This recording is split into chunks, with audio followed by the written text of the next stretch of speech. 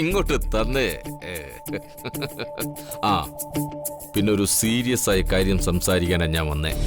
അപ്പോ ഒരു ചൂട് ചായ കുടിച്ചിട്ട് ആ കാര്യം പറയുന്നതല്ലേ നല്ലത്?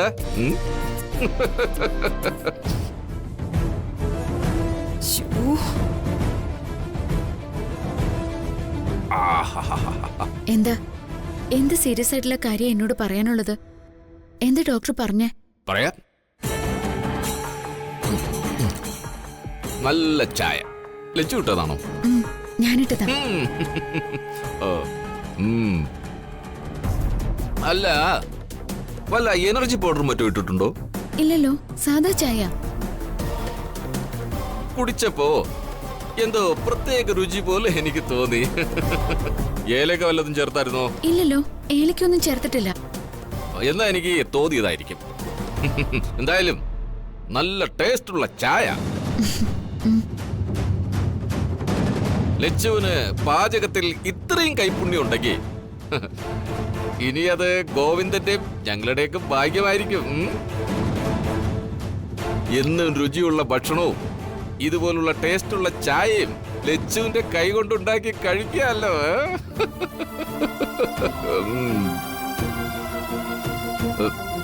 ലച്ചു എന്താ വിഷമിച്ചിരിക്കുന്നത്? ഈ വിവാഹം നടന്ന ഡോക്ടറുടെ ജീവിതത്തെ കൂടി ഞാൻ വിഷമത്തിലാക്കുമെന്ന് ഒരു വല്ലാത്ത പേടി. ഇത് തന്നെ ഗോവിന്ദു എന്നോട് പറഞ്ഞത്. ലച്ചുവിന് എന്തോ ടെൻഷൻ ഉണ്ടെന്ന്. എനിക്കെന്തോ ഭാഗ്യക്കേടുള്ളത് പോലെയാ എനിക്ക് തോന്നുന്നത്. എന്ത് നല്ല കാര്യം വന്നാലും ഒരു തടസ്സം ഉണ്ടാവും. ഇപ്പോ നിശ്ചയ ദിവസം സംഭവിച്ചതെന്നെ കണ്ടില്ലേ? അങ്കിളും എല്ലാത്തിനും സാക്ഷിയല്ലേ? പെട്ടെന്ന് നിശ്ചയത്തിന്റെ മോതിരം കാണാതെ വരിക, അത് വാങ്ങാൻ നിങ്ങൾ രണ്ടുപേരും പുറത്തേക്ക് പോവാ, ഡോക്ടർക്ക് ആക്സിഡന്റ് പറ്റുക, ഇതെല്ലാം ദുർനിമിത്തങ്ങളായി എനിക്ക് തോന്നുന്നത്. എല്ലാം ലച്ചുവിന്റെ വെറും തോന്നൽ മാത്രമാ. അന്ന് അങ്ങനെയൊക്കെ സംഭവിച്ചു, അത് സ്വാഭാവികം മാത്രം. അത് ലച്ചുവിന്റെ ഭാഗ്യക്കേടായി ഗോവിന്ദൻ ഞങ്ങൾ ആരും കണ്ടിട്ടില്ല. എന്നാലും നല്ല രീതിയിൽ ജീവിക്കുന്ന ഡോക്ടർക്ക് ഇനി ഞാൻ കാരണം വിഷമിക്കേണ്ടി വരുമെന്ന് എനിക്ക് വല്ലാത്തൊരു ഭയം. ലച്ചു ഇങ്ങനെ ടെൻഷൻ അടിക്കരുത്. ഗോവിന്ദ വിഷമിക്കുന്നേ. ആദ്യം ലച്ചുവിന്റെ മനസ്സിൽ നിന്ന് ഇങ്ങനെയുള്ള നെഗറ്റീവ് ചിന്തകളെല്ലാം കളയണം. എത്രയും വേഗം നിങ്ങളുടെ കല്യാണം നടക്കും. അപ്പോ ലച്ചുവിന്റെ ഈ വിഷമങ്ങളെല്ലാം മാറും. ലച്ചു ഇവിടെ ഓരോന്ന് ആലോചിച്ച് വിഷമിച്ചിരിക്കുകയാണെന്ന് പറഞ്ഞ് അവിടെ ഗോവിന്ദ് വലിയ പ്രശ്നമാ. ലച്ചു വെറുതെ ഓരോന്ന് ആലോചിച്ച് ഗോവിന്ദിനെ മറ്റുള്ളവരെ വിഷമിപ്പിക്കാതിരുന്നാ മാത്രം മതി. എല്ലാം ശരിയാവുന്നേ.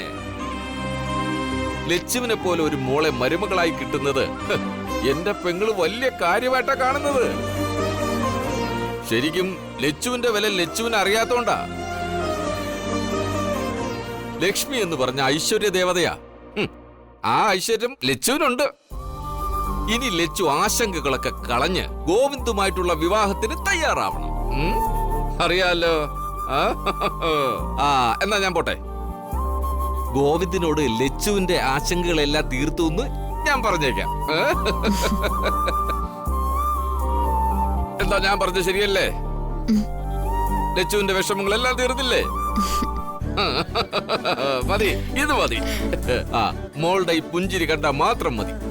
അപ്പൊ എല്ലാം ഓക്കെ. 11 തീയതി കല്യാണം. ഓക്കെ, പിടിച്ചോ. വരട്ടെ.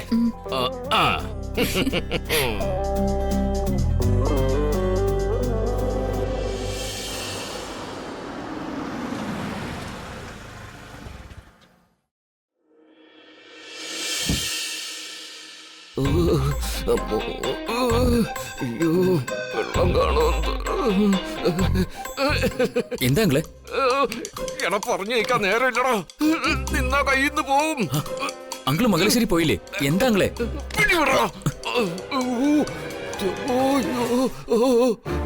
ഇയാൾക്ക് ഇതെന്തു പറ്റി? കണ്ടിട്ട് പുറത്തുനിന്ന് എന്തോ അടിച്ചുകയറ്റിയ ലക്ഷണമുണ്ട്. മംഗലശ്ശേരി പോയെന്ന് അറിയാനും വഴിയില്ലല്ലോ.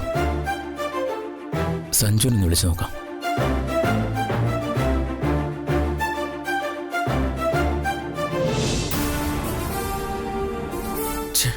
അവൻ ഫോൺ എടുക്കുന്നില്ലല്ലോ.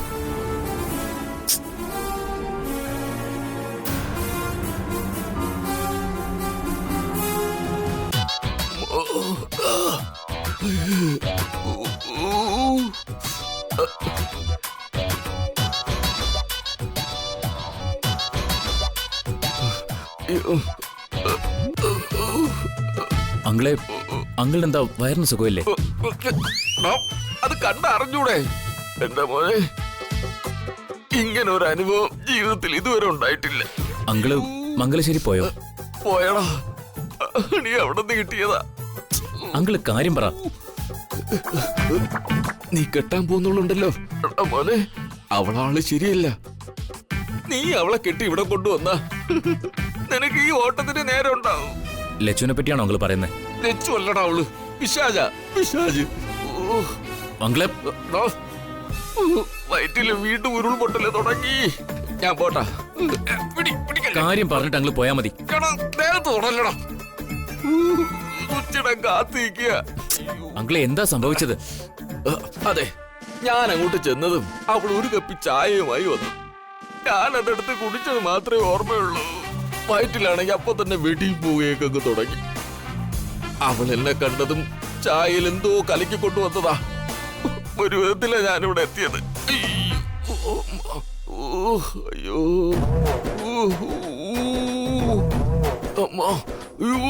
പിന്നെ മരുന്നടാ. അങ്കിള് പുറത്തുനിന്ന് എന്താ കഴിച്ചത്? തിന്നാണ്, എന്റെ പെങ്ങളാണ് സത്യം. ഞാനൊന്നും പുറത്തുനിന്ന് കഴിച്ചിട്ടില്ല. അവൾ എന്തോ കലക്കി തന്നതാടാ. ചായയില് എന്തോ അരുചി ഉണ്ടായിരുന്നു. അങ്കിളെ, പിടിക്കല്ലേ, ഒന്ന് വിടണോ? അയ്യോ, പൈപ്പിൽ ആവശ്യത്തിനുള്ള വെള്ളം ഉണ്ടോ എന്തോ. ഹലോ, അങ്കിളോടെ വന്നപ്പോ ലച്ചുവാണോ ചായ കൊടുത്തത്? അതെ. ആ ചായ കുടിച്ചതും അങ്കിള് പെട്ടെന്ന് പോയി കളഞ്ഞു. ബെസ്റ്റ്, ആളിവിടെ എത്തി. അങ്കിളിനെ കണ്ടിട്ടാണോ ലച്ചു ചായ എടുത്തത്? അല്ലല്ല, അത് ചേച്ചിക്ക് കൊണ്ടുപോയ ചായ. അപ്പോഴാ അങ്കിള് വന്നത്. എന്താ അങ്ങനെ ചോദിക്കാൻ? ചായ കുടിച്ചതും അങ്കിളിന് വയറിന് പ്രശ്നമായെന്നാ തോന്നുന്നത്. അയ്യോ, അങ്കിള് പറഞ്ഞത് എന്താണെന്നറിയോ? ലച്ചു ചായയില് അങ്കിളിന് എന്തോ കലക്കി കൊടുത്തുന്നാ.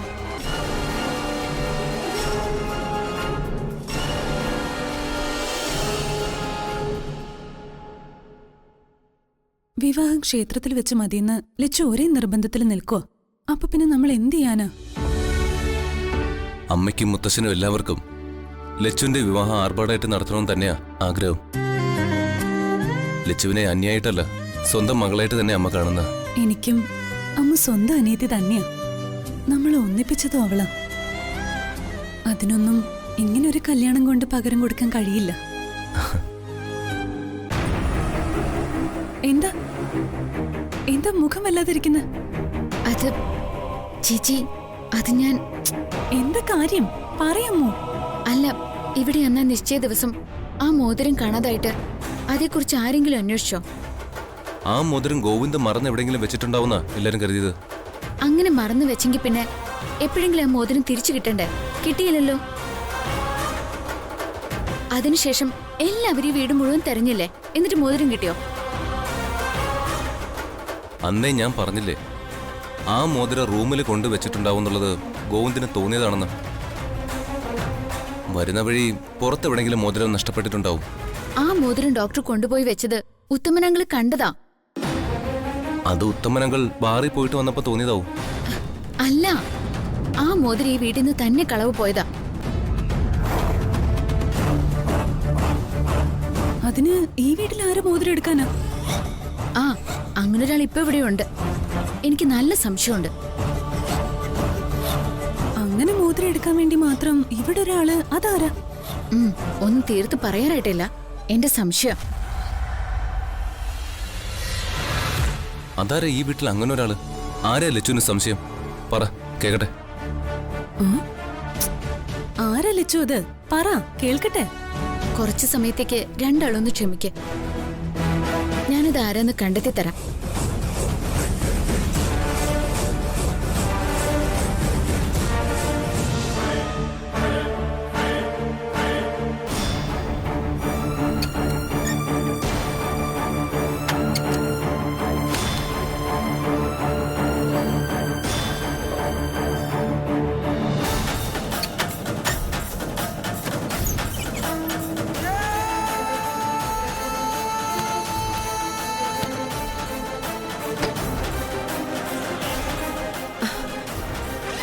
എന്താ എന്താ ഇവിടെ? അന്ന് ഡോക്ടർ മോതിരം എടുത്തിട്ട് നീ എവിടെയാ വെച്ചേ? ഞാനോ? ഞാൻ മോതിരം എടുത്തിട്ടില്ല. എന്താ ലച്ചു പറയുന്നേ? ആ മോതിരം ഇങ്ങെടുക്ക്. സത്യമായിട്ട് ഞാൻ എടുത്തിട്ടില്ല. പിന്നെ ആരാ എടുത്തേ? അയ്യോ, അതെനിക്ക് എങ്ങനെ അറിയാം? ഞാനൊരു പാവമാ. ഞാൻ മോതിരോ ഒന്നും എടുത്തിട്ടില്ല. എന്നെ തെറ്റിദ്ധരിക്കരുത് ലച്ചു. ഞാൻ സത്യസന്ധ്യയാ. അത്രയ്ക്ക് പാവമാ. അത് ശരി, ആ മോതിരം ഇങ്ങെടുക്ക്. സത്യമായി എനിക്കറിയില്ല. ദേ, വെറുതെ കള്ളം പറയാൻ നിൽക്കരുത്. സത്യം പറയുന്നതാ നല്ലത്. സത്യമായി ഞാൻ പറയുന്നത്. ഞാൻ മോതിരം എടുത്തിട്ടില്ല. ദൈവത്തിനാണ് സത്യം, ഞാൻ മോതിരം എടുത്തിട്ടില്ല. എന്ന് ഞാനൊന്ന് പറയാം.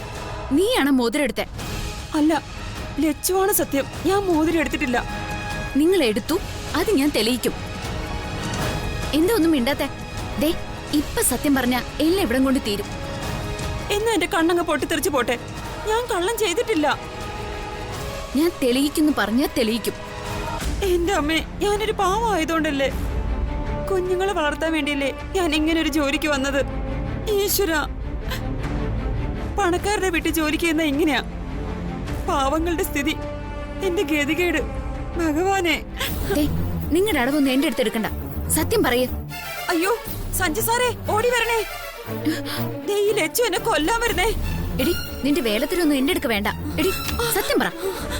അയ്യോ, സ്വാതി മോളെ, എന്നെ രക്ഷിക്കേ. അയ്യോ, ഈ ലച്ചു എന്നെ കൊല്ലാൻ വരുന്നേ. വേഷം കിട്ടെടുക്കരുത്. അയ്യോ, എന്നെ രക്ഷിക്കേ സ്വാതി മോളെ.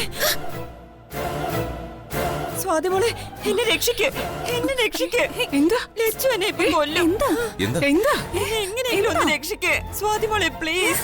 എന്താ എന്താ കാര്യം? എന്തിനാ ഇങ്ങനെ കിടന്ന് നിലവിളിക്കുന്നത്? സ്വാതി, എന്നെ രക്ഷിക്കണേ. എന്നെ വിട്. എന്താ കാര്യം? രക്ഷിക്കാന്ന് പറയാതെ ഞാൻ വിടില്ല. എന്നെ രക്ഷിക്കേ പ്ലീസ്. എന്നെ രക്ഷിക്കേ. എന്താ? അവളെ വിട്. നിന്നെ താങ്ങാനുള്ള കരുത്തൊന്നും അവൾക്കില്ല. ഇല്ല, എന്നെ രക്ഷിക്കാന്ന് വാക്ക് തന്നാലേ ഞാൻ വിടൂ. വിട്. എടി, മാറി നിക്കടി ഇങ്ങോട്ട്. ഇനി സത്യം പറ. ആ മോതിരം എടുത്തത് നീയല്ലേ?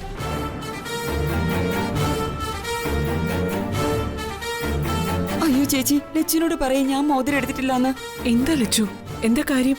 അമ്മേ, ഇവളാണ് നിശ്ചയ ദിവസം ആ മോതിരം എടുത്തിട്ട് ഒളിപ്പിച്ചു വെച്ചത്. ഏ, ഇല്ല, ഞാൻ എടുത്തിട്ടില്ല. ദാ, ഇതാണ് ആ മോതിരം. ഇത് ഇവളുടെ ബാഗിൽ നിന്ന് കിട്ടിയതാ എനിക്ക്. എനിക്ക് സംശയം തോന്നി ഇവളുടെ ബാഗ് ഒന്ന് ചെക്ക് ചെയ്ത് നോക്കിയതാ. ആണോടി? ഏ, നീയാണോ എടുത്തേ? നീ എന്തിനാ ഈ മോതിരം എടുത്തേ? എന്തിനാണെന്ന്? ഇല്ലമ്മേ, എത്ര ചോദിച്ചാലും ഇവിടെ സത്യം പറയില്ല. എന്നാ പിന്നെ പോലീസിനെ വിളിക്കാം. സത്യം പറയുമെന്ന് അറിയാലോ. അയ്യോ വേണ്ട, അങ്ങനെ ചെയ്യല്ലേ. അതാ വേണ്ടത്.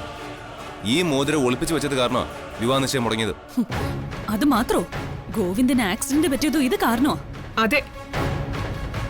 എന്തായാലും പോലീസിനെ വിളിക്കാം. അയ്യോ, പോലീസിനെ വിളിക്കല്ലേ. എന്നാ സത്യം പറയ്. എന്തിനാ നീ ഈ മോതിരം എടുത്ത് മാറ്റിയത്? അത് സത്യം പറയേ.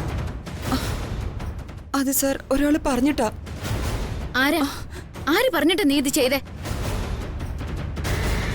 സത്യം മാത്രം പറയ്. ദക്ഷ മാഡം പറഞ്ഞിട്ടാ. ദക്ഷയോ? കൂടുതൽ കാര്യങ്ങളൊന്നും എനിക്കറിയില്ല. എനിക്ക് കുറെ കാശ് തരാന്ന് പറഞ്ഞു. അങ്ങനെ ഞാൻ ചെയ്തു പോയതാ.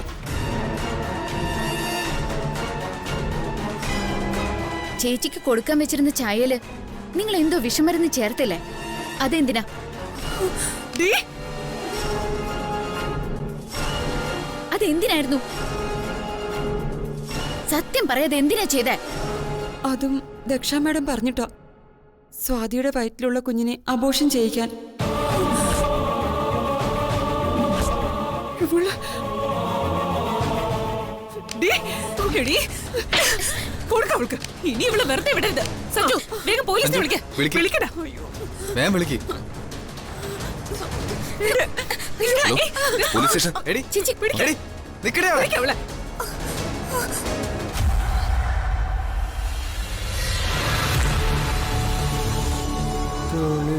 ഗൗരിയോടെ നമ്പീശൻ കാലിന സാധനം മാറ്റി. എന്താടാ വെടികൊണ്ട മൃഗത്തെ പോലെ? അവളെവിടെ? ഉറങ്ങിപ്പോയോ? ഗൗരി, എന്താ ഏട്ടാ? അവള് വരിക. ആര്? കവിത. ഏട്ടാ, ഏട്ടൻ എന്താ പറഞ്ഞേ? കവിത പുറത്തു വരുന്നു. ആ അതെങ്ങനെ സംഭവിക്കും? ഇരട്ടക്കൊലയ്ക്കാ അവൾ അകത്തു പോയത്. ഞാനത് പ്രതീക്ഷിച്ചതാ. മുകുന്ദന്റെ കൊലപാതകം കവിതയുടെ തലയിൽ വെച്ച് കെട്ടാനുള്ള തെളിവൊന്നുമില്ല. വർഷങ്ങൾക്ക് മുമ്പ് അത് നടന്നതാ. ഇപ്പൊ ജാമ്യം കിട്ടിയതില് അത്ഭുതപ്പെടാനൊന്നുമില്ല. റിമാൻഡ് കാലാവധി കഴിഞ്ഞാ ജാമ്യം അനുവദിച്ചേ പറ്റൂ. ആ പിന്നെ ചില ഉപാധികളൊക്കെ ഉണ്ടെന്ന് മാത്രം. ആരോ ഇതിന് പിന്നിൽ കളിച്ചിട്ടുണ്ട്. അല്ലെങ്കിൽ കവിത പുറത്തിറങ്ങില്ല. മുംബൈയിലും ഡൽഹിയിലും കവിതയ്ക്ക് ചില ബന്ധങ്ങളുണ്ട്. മുംബൈ ലോബിയാ പിന്നിലുള്ളതെന്ന് അറിയാൻ കഴിഞ്ഞു. കവിത പുറത്തു വന്നാ അത് മംഗലശ്ശേരിക്കാർക്ക് മാത്രമല്ല, നമുക്കും ദോഷം ചെയ്യും. അവൾ ആദ്യം ലക്ഷ്യം വെക്കുന്നത് ഏട്ടനെ തന്നെയാവും. ഒന്ന് കരുതിയിരുന്നേ പറ്റൂ. മംഗലശ്ശേരിയിലെ ഒരു വിവാഹം കൂടി നടക്കാൻ പോവുക. കവിതയ്ക്ക് ഇനി എന്താ നോക്കാനുള്ളത്? അവളിവിടെ ശരിക്കും ഉഴുതു മറിച്ചിട്ട് അവള് തിരികെ ജയിലിലേക്ക് മടങ്ങി പോകത്തുള്ളൂ. അവള് തിരിച്ചു പോകരുത്. പുറത്തിറങ്ങിയാലുടൻ ചോരയുടെ മണം പിടിച്ച് അവൾ എന്നെ തേടി വരും. അതിനു മുമ്പ് അവൾ ഒളിച്ചിരിക്കുന്ന മാളത്തിലേക്ക് എനിക്ക് ചെന്നെത്തണം. അവിടെ വെച്ച് താലി കെട്ടിയ കൈകൊണ്ട് എനിക്ക് അവളെ തീർക്കണം.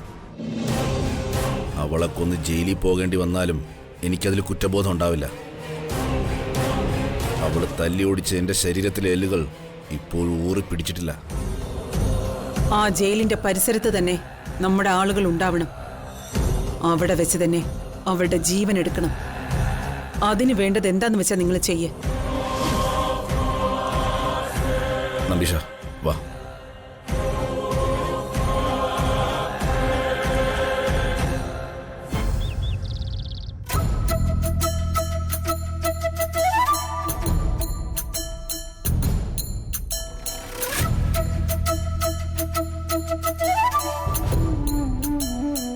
തിരുമേനി, ഈ പൂജയോടുകൂടി എല്ലാ ദുർനിമിത്തങ്ങളും ഒഴിഞ്ഞു കിട്ടുമല്ലോ അല്ലേ?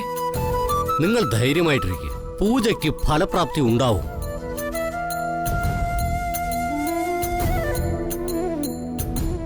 അമ്മുവിന്റെ വിവാഹം മംഗളമായി തന്നെ നടക്കണം. അതിനുവേണ്ട കർമ്മങ്ങളൊക്കെ തിരുമേനി ചെയ്തില്ലേ? വിവാഹം മംഗളമായി തന്നെ നടക്കും. അതിന് ഒരു സംശയം വേണ്ട. പൂക്കൾ അർപ്പിച്ചോളൂ.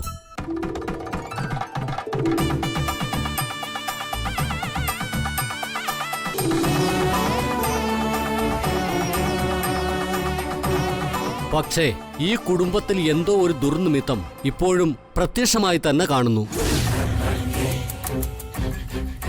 എന്തോ കരിനിഴൽ പടരുന്ന പോലെ തോന്നുകയാണ്.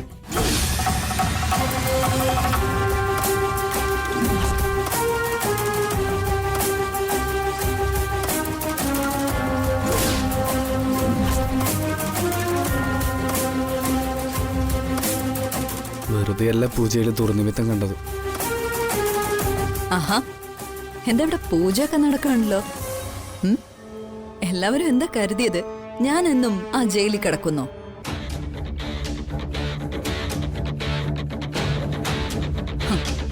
എല്ലാവരുടെയും കണക്കൂട്ടലൊക്കെ തെറ്റിപ്പോയി. ഞാൻ ഇറങ്ങി വളരെ സിമ്പിളായിട്ട്. നിങ്ങൾ എന്തിനാ ഇപ്പൊ ഇങ്ങോട്ട് വന്നേ?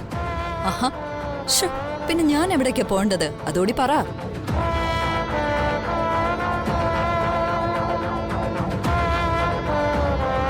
സ്വന്തം പെറ്റമ്മയെ കൊന്നാൾ ഇവിടെ വന്നെന്ന് ചെലക്കുന്നോ? ഞാനാണ് കൊന്നെന്ന് പറയുന്നല്ലാതെ എന്താ തെളിവ്? വെറുതെ എന്റെ പ്രഷർ കേറ്റരുത്. എന്റെ അമ്മയെ ഞാനല്ല കൊന്നത്. ഇവളാ.